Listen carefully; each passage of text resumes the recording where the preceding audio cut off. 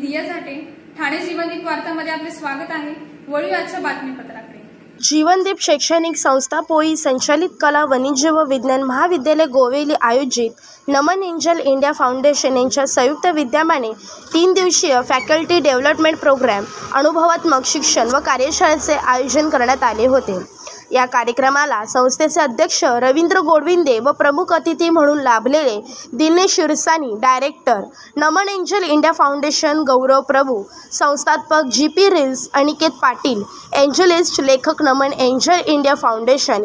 या कार्यक्रमाला मार्गदर्शन म्हणून लाभलेल्या doctor Ashwini Shrisagar, MM, SS सीट आर्मेड या सर्वांचे संस्थेच्या वतीने त्यांचे स्वागत शाल, पुष्पगुच्छ, गणेश प्रतिमा देऊन करण्यात आले।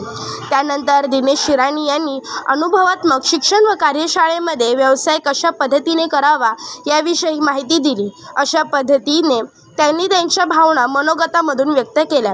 त्यानंतर अनिकेत पाटील यांनी सुद्धा त्यांचे विचार मांडले। त्यानंतर गौरव प्रभू यांनी देखील आपले विचार व्यक्त केले।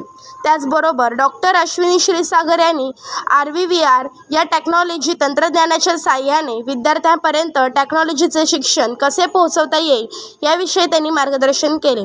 या कार्यक्रमाला संचालक प्रशांत गोडविंदे, प्राचार्य डॉक्टर KB कोरे, जीवनदीप कॉलेजचे प्राचार्य जय रिजवानी, कनिष्ठ महाविद्यालयाचे प्राचार्य प्रकाश रोणे, निर्मल स्कूलच्या मुख्याध्यापिका भावना कुंभार, उपप्राचार्य हरिंद्र सोष्टे, समन्वयक डॉक्टर रुपाली मगर या कार्यशाळेला उपस्थित असलेले कनिष्ठ वरिष्ठ महाविद्यालयातील शाळेतील सर्व शिक्षक वर्ग व प्राध्यापक वर्ग मोठ्या संख्येने उपस्थित होते।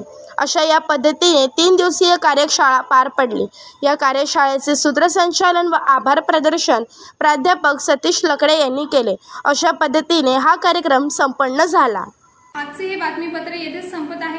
पुन्हा भेटूया याच वेळी याच ठिकाणी। पाहत रहा ठाणे जीवनदीप वार्ता।